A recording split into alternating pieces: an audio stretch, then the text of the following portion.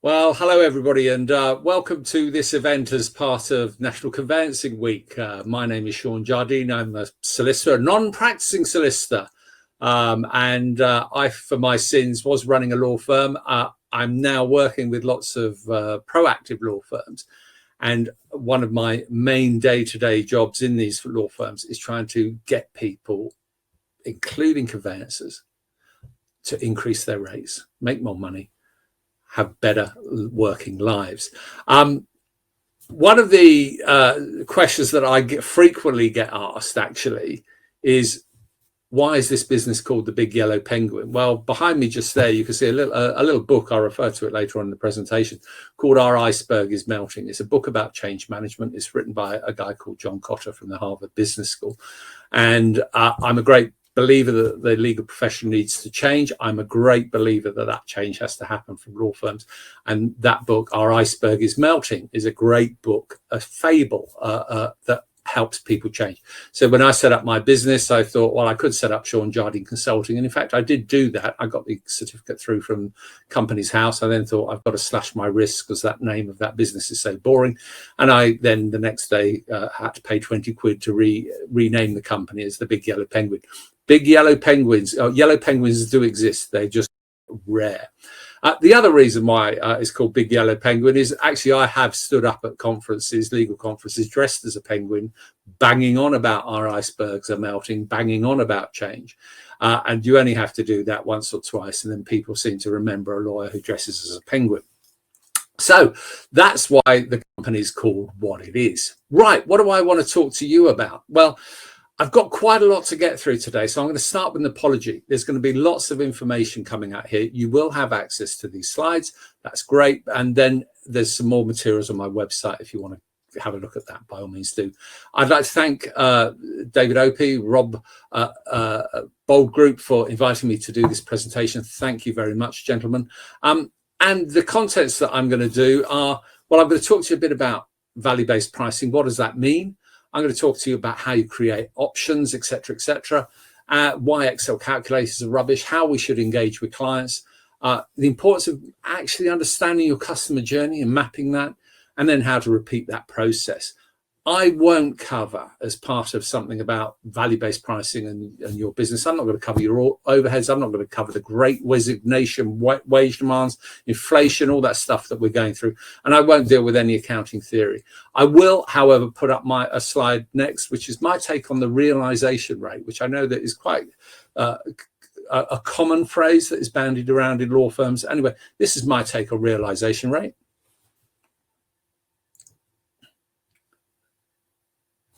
And there you have it. Our customers do not care how long it takes us to do anything. Okay? They do not care. They want outcomes. Okay, so there we go. A bit of an irreverent. The guy who did that cartoon is a guy called Greg Kite. He's an accountant in America. And thank you, Greg, for allowing me to use this slide. So value-based pricing. How does the legal profession price now? Well, we know in the main it's time. Now, not quite so for conveyancers. I bet you've all got some lovely Excel spreadsheets tucked away there. But here we are. When it's time, the only time our clients are interested is turnaround time. When's this going to happen? Okay. So we understand that there's elements of time associated with, but we've got to think about time in a different way. So how do lawyers, when we come on to fixing prices, coming up with our agreed prices, how do we do that now? Well, lots of people will do hourly rates in drag. Well, they think, oh, well, I think it's going to take me 3 hours to do this. My hourly rate is £250 an hour. So therefore the fixed price is £750 plus VAT. That's not actually getting a value-based price. That's just an hourly rate, tarted up, bit of drag, giving you a fixed price. Lawyers also make prices up on the fly. They have no idea, don't understand what base costs are. And we make it up with gut feel. We use our best endeavors. I've been, you're here, people. Yeah, I think that's what happens. We will follow our competitors. We will look at other law firms' websites. Oh, what are they charging for this? Oh, well, we just do it a little bit less. We will become price chasers and not price setters. And I'm passionate that we stop doing that. We will follow bad habits brought in, by people joining our firm. Say, oh, at my old firm, we used to do that. All right, well, we'll do it. It might be bad. So let's not do that. One thing is sure as eggs is eggs. We do not have enough meaningful conversations with our clients about what it is they're wanting to achieve. We think we know when we're wrong, but we don't have those meaningful conversations. We are bad at defining the scope. What is this we're going to do for this transaction? And when it goes out of scope, there's more involved. We probably, I'll just get it done. I just want to get the job finished. And we don't have a conversation about trying to capture some value for that extra work that we've done for the client. And then what tends to happen with lawyers is if they do want to try and capture a little bit of that value, they won't have a conversation with the client. They'll just push the bill out, duck, keep the head down, and see whether or not we can, get paid. And then what tends to happen is the client says, well, hang on, you didn't tell me about this. I don't want to pay. And then we'll have a conversation. It'll become a complaint. It goes through a complaints process, and then we'll probably end up discounting, etc., etc. So that's probably a mix of what might be happening in your organization, I suspect. And what is it that our clients want from lawyers? What is it that actually on a day-to-day basis they're thinking, well, we want from you, the lawyer, we want results. If I'm instructing, I'm a consumer, I'm instructing law, I just want an outcome. I want something to happen. I want some certainty. I want some certainty about price. I might be asking you about times, things like that. I don't want any surprises. I want availability from you as my lawyer. I'd like to get in touch with you. I'd like you to respond. I want to know that you've got my back and there's some reassurance that I'm using you. But, if it's a complicated matter and you're a good firm in your town, your area, I've been told you're a good lawyer. I want to use it. I've got some reassurance there. That little quote there would pay 3 times as much. That was told to me by a client based in Liverpool a couple of months ago. She said, Sean, I would have paid 3 times more just to have a lawyer that was returning my calls and telling me what's going on this sale of my mum and dad's property. It was fraught for her, it was fraught. And she would have paid 3 times the amount. We want clarity. Clients want clarity. They want comforts. They don't want any extras. They want these hidden things that will suddenly get tacked on the end of a transaction. And they want value. And one of the things that I talk about, is clients know what they want. Lawyers think we know what clients want. And there's a marked difference. And if you'd like a copy of something called the LexisNexis Bellwether Report of 2016, send me an email and I'll send you a copy of the report. But it should be essential reading for all lawyers to understand the disparity between what clients want and what lawyers think clients want. And I've mentioned value. So what is value? Well, it's a hard concept, really, because value is not rational. It's different. If I said to you, this webinar, what kind of car do you drive? We would come up with loads of different cars. My friend Dave has a McLaren and a Range Rover and a Porsche. Okay. He loves his cars, Dave. Spends a fortune on them, literally a fortune on them. I drive around in something that is 10 years old, don't care about cars. It is muddy, it is filthy. All I want is a car to get me from A to B, because that's what cars do, get you from A to B. Dave likes to go from A to B in different types of cars and different styles of luxury, and he gets a good feeling when he's driving his burbling McLaren around the countryside. So it's not rational. Value is different. It's contextual. It changes. If you think about a glass of water, okay? What does it cost to get a glass of water in your house at the moment? Nothing. What does it cost in the office? Next to nothing. What does it cost in the garage when you're on your way home? Oh, a couple of quid. What does it cost in a high-end restaurant? Oh, more than a couple of quid. What would you pay if you were coming through the desert and this was the last bottle of water available for 100 miles? The answer is tens of thousands of pounds. So value changes depending on the context in which it's presented. And that happens all the time. We know that. We know we can get a bottle of wine. My local shop is a co-op. I can get a bottle of wine in the co-op. I can get a bottle of wine in a Michelin-starred restaurant. Guess what? It's going to be different prices. And value is the customer's perception. This is a great quote by Charles Revlon saying that, when lipstick is made in a factory, it's just a product. And when it crosses a counter, it's hope. people buy things for different reasons. I buy these shirts, Gant. I like Gant shirts, but they're quite expensive. I can get the mail order. I could get cheaper shirts if I went to Primark or something like that. And if we were all being rational, we'd go to Primark and we'd buy clothes there because they're cheaper. But it's different because it's the customer's perception.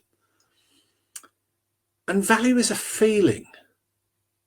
And that is my own hand, ladies and gentlemen. That is my own hand there. And you'll see on my hand, I've got 3 wristwatches. And the wristwatch on the far right is a yellow-faced watch, luminous dial, steel strap, date. Has to have a date on it. That's what I want. And that's the watch I bought, I don't know, 20 years ago, the one on the right. And I thought, that's great. Steel strap, luminous dial. That's what I want from a watch. I then got a bonus on my phone one year. I thought, I'm going to treat myself to a new watch. And that's the one on the far left. And I bought myself yellow face watch because I like yellow face watches. A steel strap, so I never take them off. Luminous dial, so I can see what time it is at night. And a date. And you can see, I can see that. Now, the observant of you will notice in the middle, there's another watch. Now, that is a steel strap, tick. It's got a luminous dial and hands, tick. It has got so many dials on it, it's ridiculous. And the date dial, you can probably hardly see there. It's about 4 o'clock, little minute box. And crucially, it's not yellow. It's navy blue or black or something. Now, that watch was my dad's watch. And after he'd had a stroke, he couldn't really see the dials. We could see the dials, I imagine, before he had his stroke. But anyway, he wanted me to have his watch. Now, which watch do you think is the most important to me? It's the one in the middle is a Citizen Quartz or something. I only ever wear it when my other watch has to go off and have a battery put in it. And the answer is it's my dad's watch. That's the one I care about. And I was thinking the other day, how much would I pay if I got mugged or, I lost the watch and someone said I got your dad's watch?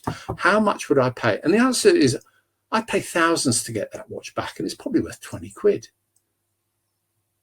Because it means something more to me. And you've only got to watch The Repair Shop on BBC and realise what value people attach to things that isn't necessarily rational, because it's a feeling.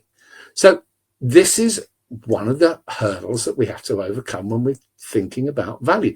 And you will all have you will all have the same thing about parents' jewellery, mum's jewellery, photos, bits of furniture, something like that. So we know that value is complicated.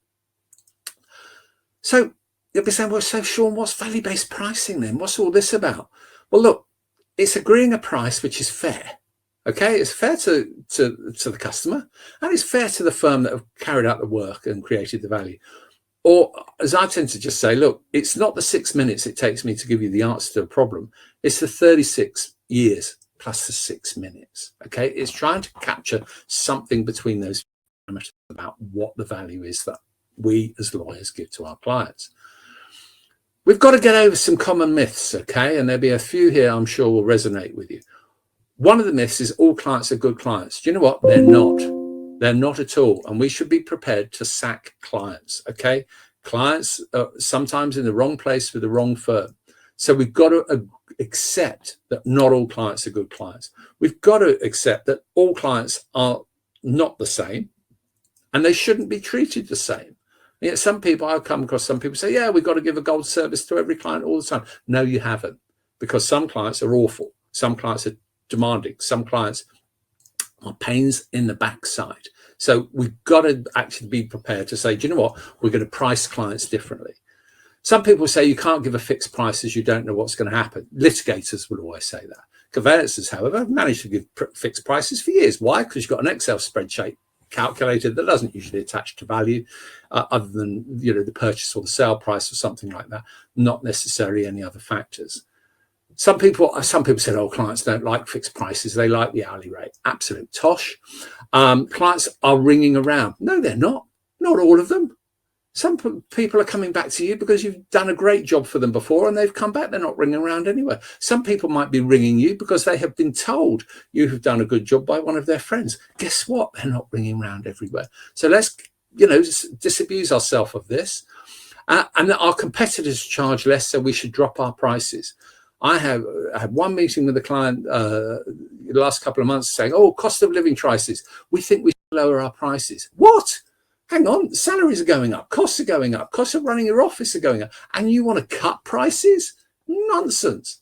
And that there is a going market rate for the job. Conveyancers are bad about that. All the going rate for this is, there's no such thing as this market rate. Okay, and I'll do a little bit about a survey later on that shows you about that. Clients pay different things because to them value is different. We've just talked about that. So we've got to become more confident, okay? And we've got to think, yeah, do you know what? L'Oreal moments, I call it. We will be able to get enough quality clients and opportunities. We do not have to do every bit of work that comes through the front door. We've got to do more than our fair share of the good stuff, but we don't have to do every bit of work. We are not selling a commodity. We are selling a service that creates dreams for people. They want to buy the house of their dreams, or they want to sell mum and dad's house because it's a probate sale or something like that. And they are then going to, when they get the proceeds, carry on with their dreams of whatever it is they're going to do with the proceeds of that house. So we've got to help our clients understand the value we provide. Now, some of that can be about, actually how complicated is a conveyancing transaction. Now, I think there's a lot to do with the legal profession in itself about conveyancing and the amount what's involved in that, because it is a complicated process, and it only ever seems to get more complicated. You think all the building safety stuff you guys are now dealing with, it is horrendous. We've got to help our lawyers understand their worth and feel for that L'Oreal moment that, yeah, do you know what? I am worth it. I can do this. And if a client says they're not going to pay a price that's given, we can either deal with objections, and there are ways that you can deal with that, or it might be they're in the wrong place. And we just say, yeah, okay, well, you can get conveyancing cheaper. Of course you can. Google cheap conveyancing, and you'll find lots of firms that are doing Google cheap conveyancing. You'll never go back there. And if you're a firm that has been recommended, and you're an individual that's been recommended, you've got a following, you've got an estate agent that says, yeah, go and see Sean, he's absolutely great conveyancer. I'm not a conveyancer, by the way, I was a litigator, I was an awful conveyancer. But, go and see Sean, he knows what he's on about. That actually is worth, when it comes to pricing, worth a lot. We do not want to leave value on the table, okay? And as I say, the L'Oreal moment is we are worth it. Now, back in May of last year, I did a webinar for the Law Society. And we had a little poll, and okay, I had lawyers on this event in the main thing, although I've since repeated it. And I asked the question, look, which of these statements is closest to the truth? Number one, we have a pricing strategy and policy that is consistently applied. And we got a pricing strategy and policy. Now, I think in the main that is, yeah, we've got an Excel spreadsheet. We've got an Excel spreadsheet for conveyancing, we've got an Excel spreadsheet for probate, and we do wills at a fixed price. So we have a pricing strategy and policy. Well, okay, so you got a menu really. And then it was, and also individual matters are priced by individuals on a best efforts basis, i.e. we make it up as we go along. That's like going into Tesco's, how much is it for this leg of lamb? Asking the person pushing around the trolleys, in the cup, how much is this leg of lamb? Oh, the person might say, oh, £3, is that all right? Guess what? Tesco's don't price like that. They don't leave their pricing up to anybody, probably in that shop that you go to. Nobody is determining those prices. Those prices are determined elsewhere, and the shops are told what to charge. And I think we need to think about pricing in that way in our own businesses as well, because people who are bad at pricing shouldn't price. Other question I said is, look, what stops you from setting fees based on a value to the client? And 74% of people said, look, we don't know the work, the value of the work. We don't know. Partners are uncomfortable with it. Really? Okay, well, that probably comes back to we don't know. We don't have the skill sets, granted, you need some training. And then our IT systems don't allow us to do it. Well, I've got news for you. This is not an IT problem when it comes to actually having a conversation with the client about value and then trying to strike up and get a value-based price. Now, again, part of this webinar that I did with the Law Soc, I said, what are you prepared to pay? Circumstance of this, a £650,000 sale of a property, and the requirements are, I just want great service. Selling a property, great service, okay? And excluding that, okay? And I came up with these 5 price points, up to £1,000, up to 2, up to 3, up to 4, more than 4. And so we asked this question: what would you be prepared to pay? These are the answers: up to 13%, 14%, up to 1,000, up to 2,000, up to 2,000, okay, £2,000, up to that 33%.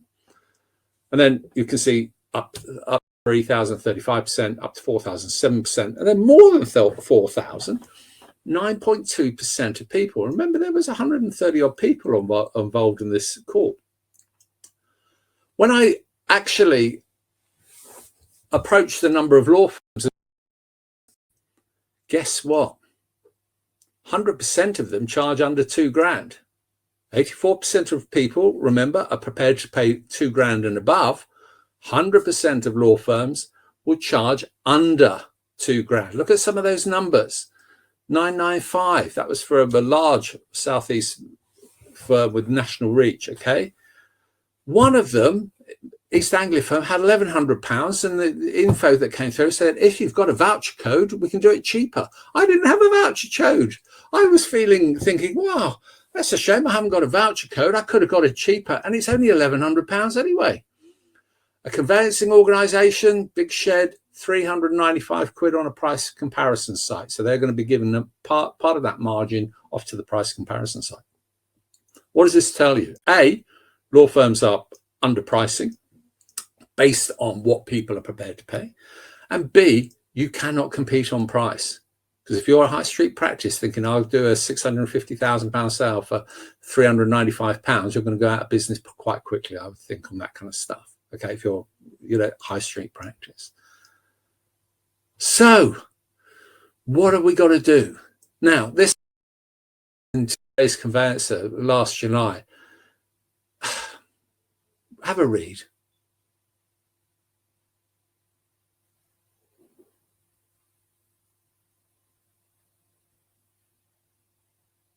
And this is quite sad. So many of us have left the industry. And I wonder whether the SRA and CQS are truly listening to our concerns. Now, I know loads of conveyancers have left the industry. Guess what? I do not think that the people who are leaving are being replaced by fresh-faced young lawyers who are saying, I really fancy being a conveyancer. I don't think that is happening. Please tell me if I'm wrong.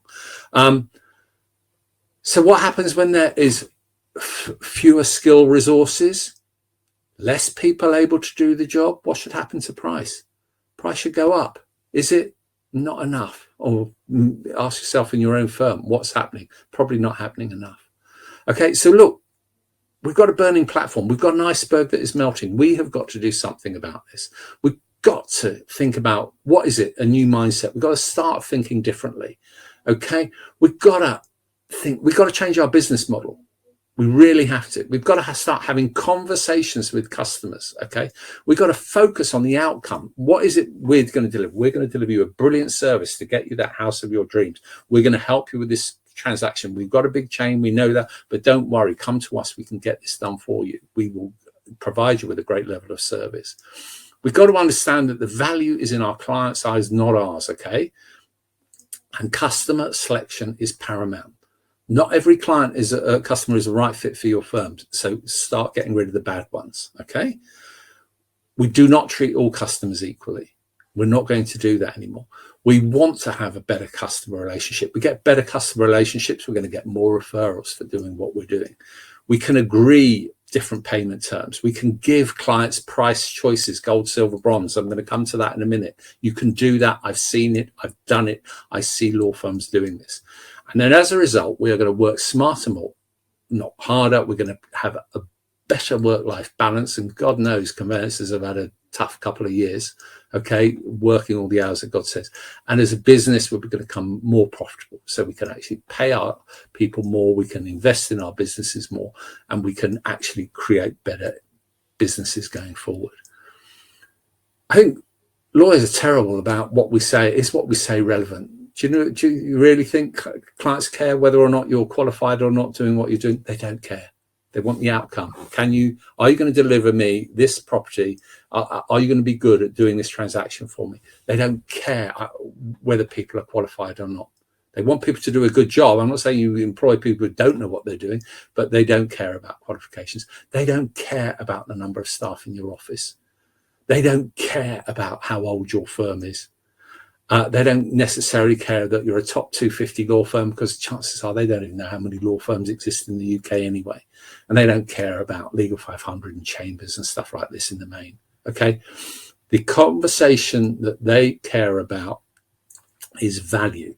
And if all you ever talk to them about is the price, nothing else, and you only give them a price, because when people ring up for quotes, you say how much you're selling for, how much you're buying for, the price is £995 for a sale of a £650,000 property, and these are the disbursements, blah blah blah. If that's the only engagement you have with them, they will choose on price. But I don't think you should engage with people like that, and we'll come back more to that now. Because when we're discussing with clients and we're having conversations with clients, there are, and I haven't put all 30 up here, there's like 30 areas we can have a conversation with about on a conveyancing transaction. And this is based on the assumption that you speak with them, not that you rely on an Excel calculator on your website, which is a barrier between you and the client. And I think if you've got one of those calculators on your website, take it down. Take it down, experiment, speak to people. And then we can say, look, hello, Fred, it's Sean here. Is it okay if I call you Fred? Yes, it is. It is. Thank you. Well, Fred, what causes you to move house? You're moving house, and whereabouts are you moving? I'm moving to Bloxham, North Oxfordshire. Oh, lovely village, Fred. That's brilliant up there. Lovely pub there, the Joiners Arms, isn't it? Have you been in the Joiners, Fred? You have? Yeah. They spent £1 million doing that up, but it's absolutely great. Love that pub. And Fred, are you moving? Have you got a partner? You have? Yeah. And have you got children? Yeah, you have. And are the children school age, Fred? Yeah, they are. And it's term times. We've got to work around term times for you, Fred, to make sure that we can. Is that important to you? It is. Okay. And Fred, why are you moving? Is it a corporate move? Yeah, yes, it is. Okay. And have you got a conveyancing package with your employer arranged for that? Oh, your employers are paying for that. Okay. Yeah, fine. That's great. And what's the name of your employer, Fred? Brilliant. And if we get the instructions, Fred, are we invoicing your employers for that as part of the package? We are. Yeah, that's okay. Thank you very much. And and your mortgage, Fred, and so, and and local authority, and and would you mind sending me the estate agent's particulars, Fred? Because I quite like to have a little look at those, just in case there's anything that comes up from there. And what I will also do, Fred, before we actually give you a price, I'd like to go on Google Earth. I'll just zoom up above the property just to see if there's anything in the area that I might be concerned about, because, might be areas of land that might be developed on at some time in the future, part of a plan. And I'd like to have a look at that for you before I come back to you with the price. Is that okay? Yeah, it is, Fred. Okay. So if I come back to you in about 30 minutes, is that all right, Fred? Yeah, brilliant. Okay, well, I'm going to do that then. Now, how many of you do that? And the answer is probably none. Probably none. How many of you, if you did do that, do you think you'd have a better conversation with people where they, Sean really cares about what I'm trying to do? And I've done this with law firms where I've had people come back to me and say, look, Sean, they said yes. I'm saying, yeah, great. The object of the exercise is for people to say yes. He said, no. The guy said he said yes before I'd even given him the price. Why? Because we've engaged with them on a human level. We've talked about the pub. We've talked about the kids. We've talked about school terms. And if all of a sudden when we give a price, we're a few 400-500 quid more than someone else, do you know what? They're not going to worry, because they're going to think they really actually took an interest in what I'm trying to achieve here. And I trust them to actually get me over the line on that matter. So questions for clients, conversations are really important. The other thing we've got to do is think as lawyers, think about ourselves, think about what we're doing on a day-to-day basis. Do we do this work? Well, the chances are, yes, it's conveyancing. I know some firms these days don't do leasehold. Some firms these days don't want to do shared ownership schemes and stuff like that. And I've got a view on that, shared ownership. But, what is the benefit of customers solving this problem? If someone's got a contracts race, or someone's got saying, look, I really need to be in within 3 weeks because of this. Well, okay, I can help you solve that problem, but the price is going to go up. I'm going to try and get this over the line for you. How can we help them achieve their vision of the future? How sophisticated is the client? If you've got somebody who's got a buy-to-let portfolio of 50 houses, they're probably just going to be interested in, look, here's the property, get on, tell me when you've exchanged or when you want the deposit ready for exchange or whatever, and then crack on and we're complete as and when. That is going to be different from somebody who's buying shared ownership, first-time buyers, going to need more hand-holding, more lawyer input.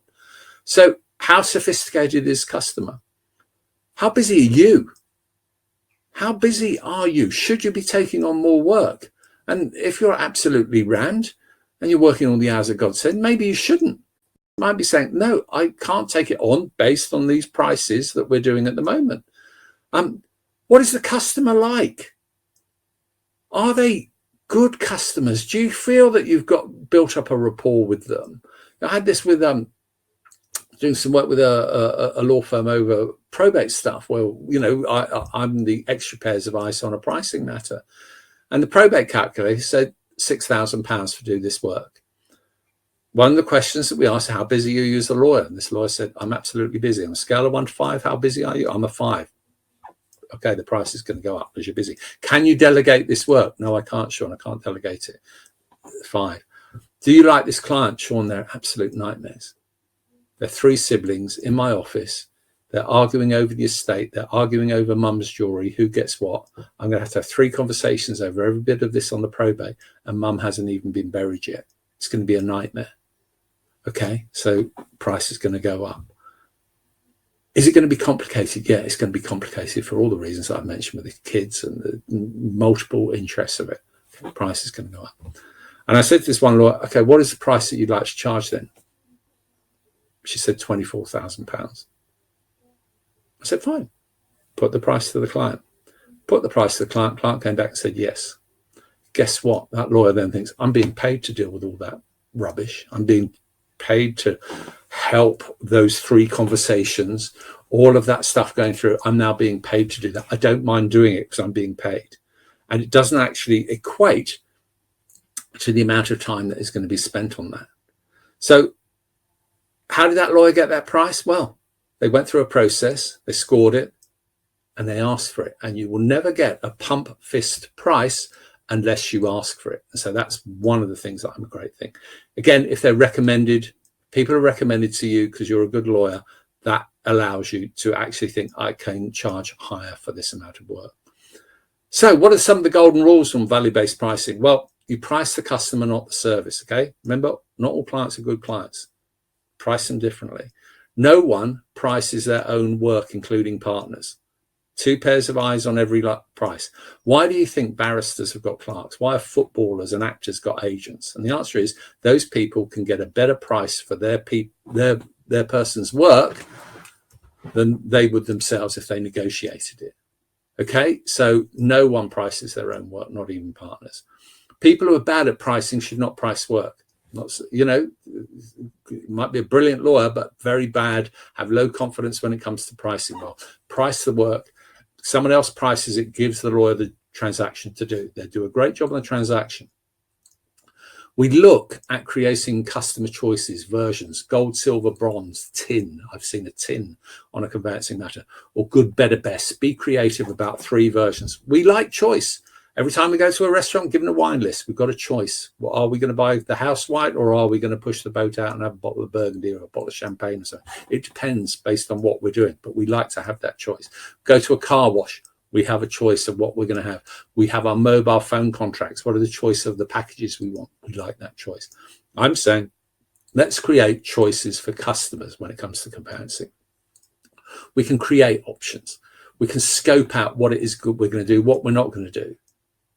And we will give them 3 price points and let the customer choose. Okay, it stops scope creep, and it stops us giving a gold-plated service to a customer that pays a tin price. And if we think about our businesses as aeroplanes, we're probably spending too much time in economy with people wanting the economy fare but demanding a gold service. And those clients who are sitting in first class, who should get that first class service, aren't getting it because we're stretching ourselves too thin.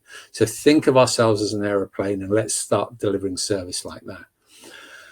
And When it comes to options, there's loads that you can play with. I've identified here there's over 40 items you can play with. We can talk about access to talent. Who is it who's dealing with it? It could be, have we got a portal? Are we going to just deal with you through a portal? Are we going to deal with you through email? Are we going to have meetings with you face to face? Are we going to come to your house and your business so you can sign the contract? Well, guess what? We could, if you're paying for that service. We can give you that platinum level. But response times, progress updates, hours that you're going to be available, all of that kind of stuff. Okay. And so we've got to start thinking of our airline model. Other things that we will put in on a conveyancing transaction. And we look at your own list, look at your files. What is it you must do? And what are the things, the added value things that you can do? And that will help you come up with your gold, silver, and bronze. We will sort out in our scoping what we're doing. If a matter comes out of scope, so that all of a sudden we discover, oh, actually, we've got a problem with the boundary here. You don't own this little bit of land at the end of your garden that is there. Well, we need to sort that out. We can sort that out for you, but it's going to be extra. And we will give you a price now to sort that out, not do it and then try and claim extra at the end. So it's important that we stop work and have that conversation, because we always know we're going to have the conversation. And it's much better to have that at the beginning rather than at the end when you've lost your leverage. We will have in our scoping documents some assumptions. And this is going to be that might be that it's not a contracts race. If it is, well, then we're going to, if it becomes one, we will price you more. We will assume that the other side have a knowledgeable lawyer. Always worth an assumption that I always like putting in, because if you get somebody on the other side that really doesn't know what they're on about, then that might impact our price. And that we're going to say there's going to be no changes in the law. And if there is, then yeah, we'll talk to you about what that change is and how it impacts you, etc., etc. And you'll have the usual exclusions about VAT tax and not advising on whether or not the valuation is right or not. And what are the benefits of all of this once you've done it? Well, look, for a start, you're now different, because you're going to have conversations. You're going to have conversations, not Excel spreadsheets on calculators, to make sure that you're right for them and they're right for you. Okay? You're going to ditch your conveyancing calculators. You're going to actually look at giving value-based prices within a range. And you're going to tell customers, we haven't got all the answers yet, but we'll have conversations with you. And if it goes out of scope, we will, if something else happens, yeah, we'll talk to you about it when it happens. We're going to look at tailoring service levels, response time, service delivery. Okay, we will accept that this is not a one-size-fits-all price. In conveyances, you're really guilty of doing that, and we've got to stop doing it. We will give access to talent for a firm, and for a price. If you want a partner-led service, well, yeah, we can provide you with that.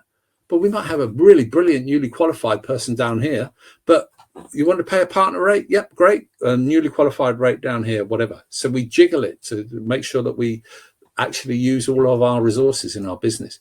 We will turn away work that is the wrong fit. And we will then create the time to give us the excellent customer service that we want to deliver, that will lead to more work coming through. So imagine this is we will always agree a price for you for the work you carry them out. Now, for conveyancing, you'll say, well, we always do that anyway. Imagine if that's a litigator.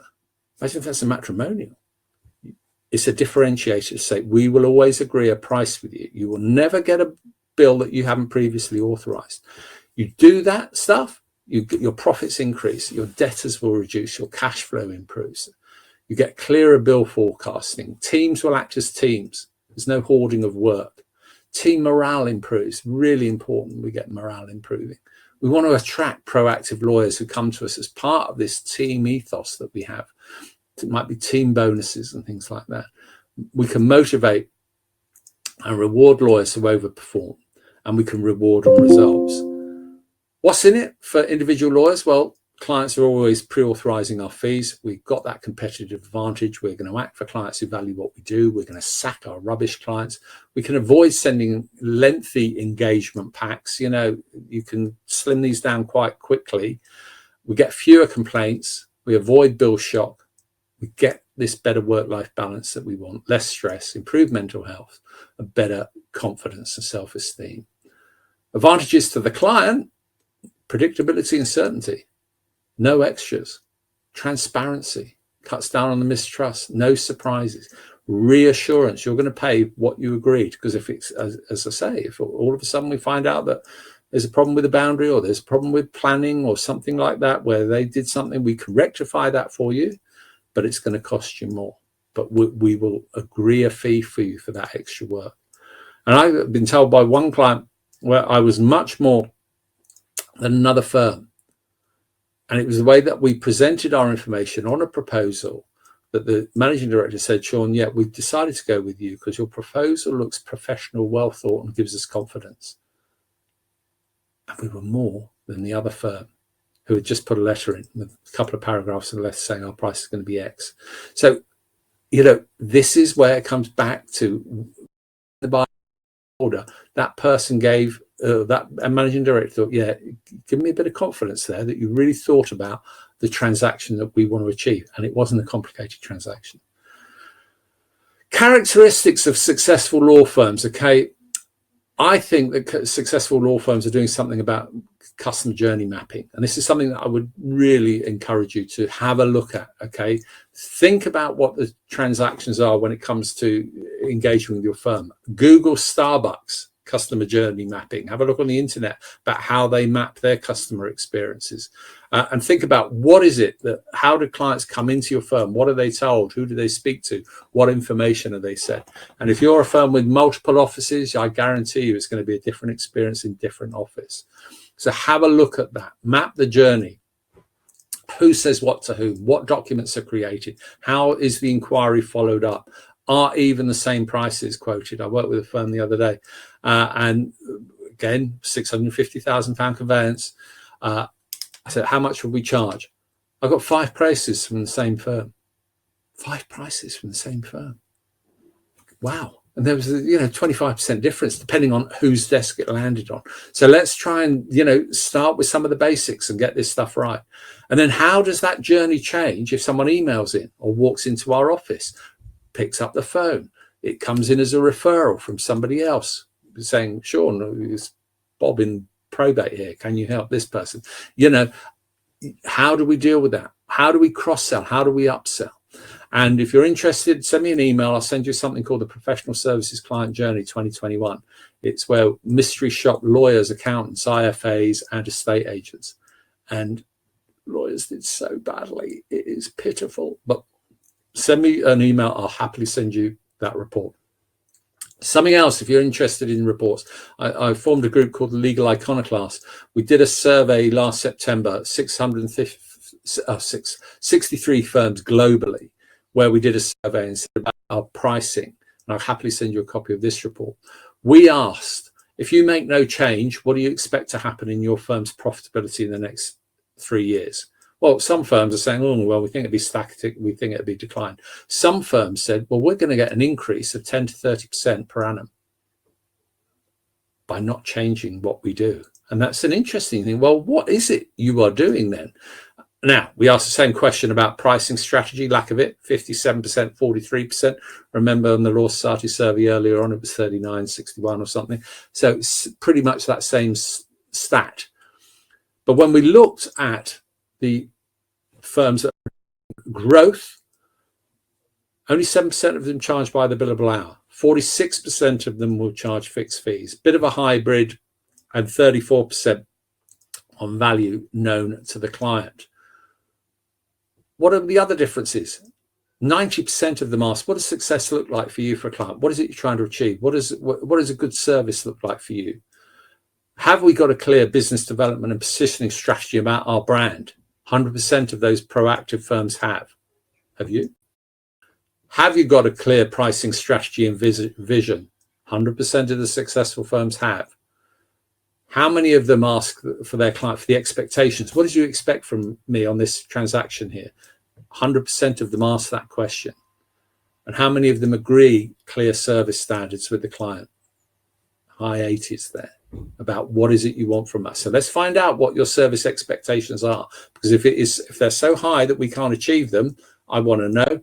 If they are so low, well, fine, that might be all right. Might be I can price it that way, but I might be able to then offer you gold, silver, bronze. What do participants say would help? More training, value pricing. Okay, I get that.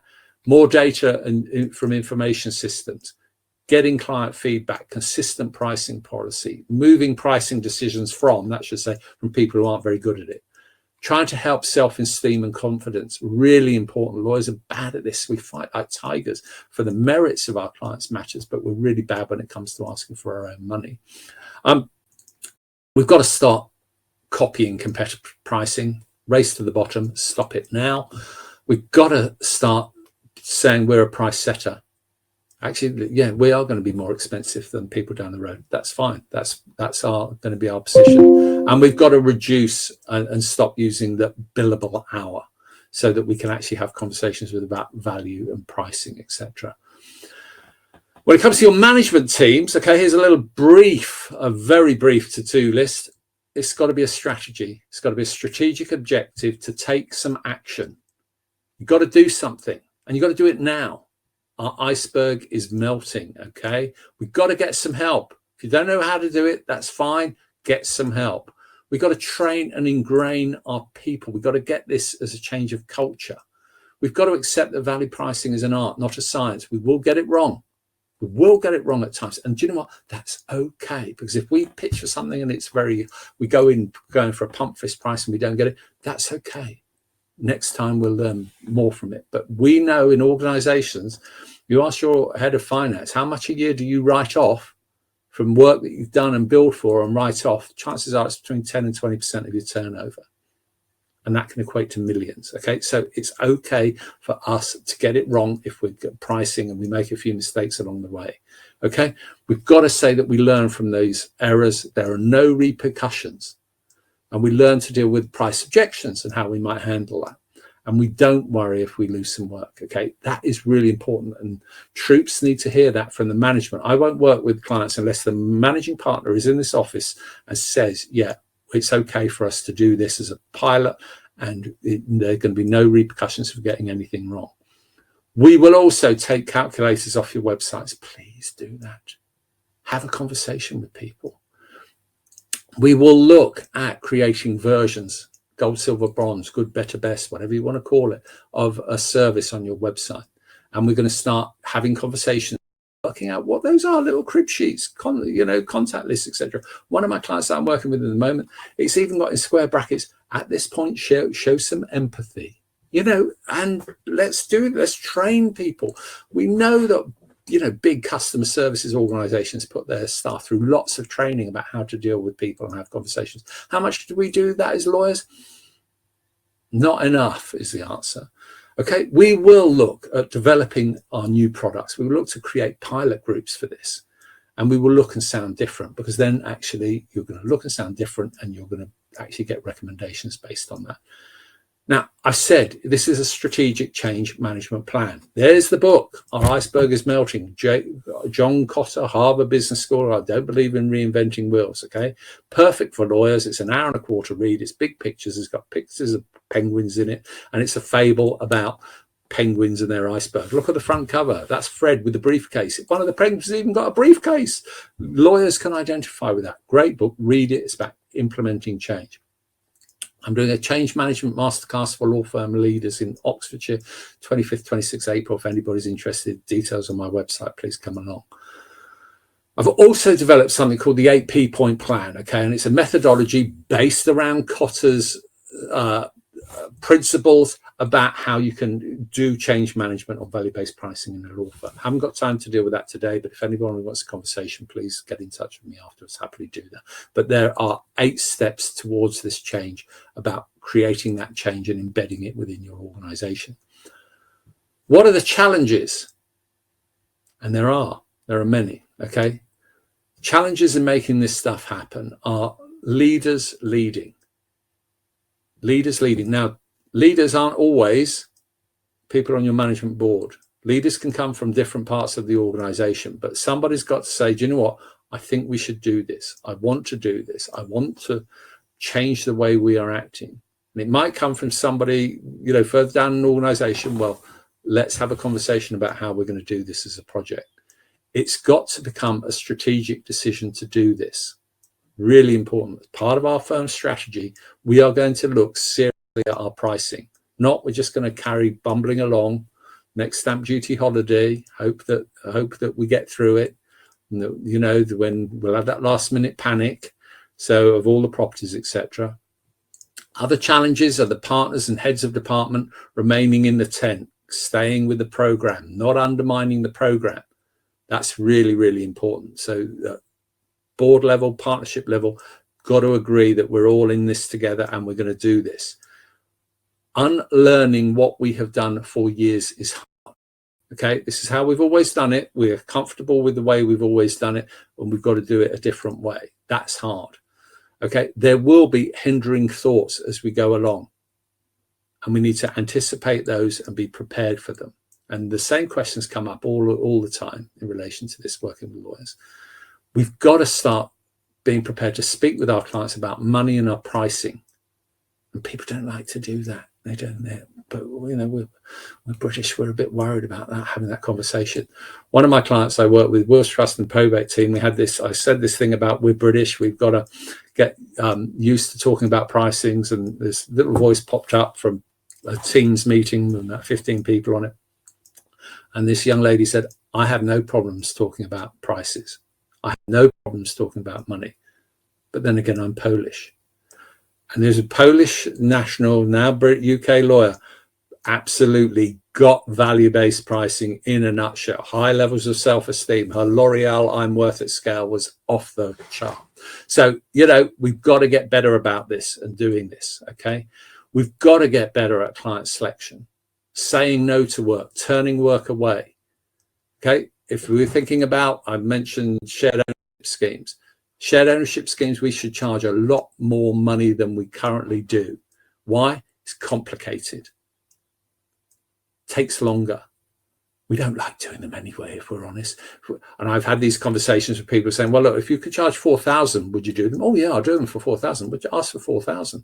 Oh, they can't afford it. Guess what? Lots of shared ownership schemes are being funded by Bank of Mum and Dad anyway. So, you know, you won't know until you start experimenting, playing, seeing what the market would hold. I can tell you one firm, I've forgotten the name of the firm, but it's a matrimonial homes caution put over a title if someone's getting divorced, whatever that is.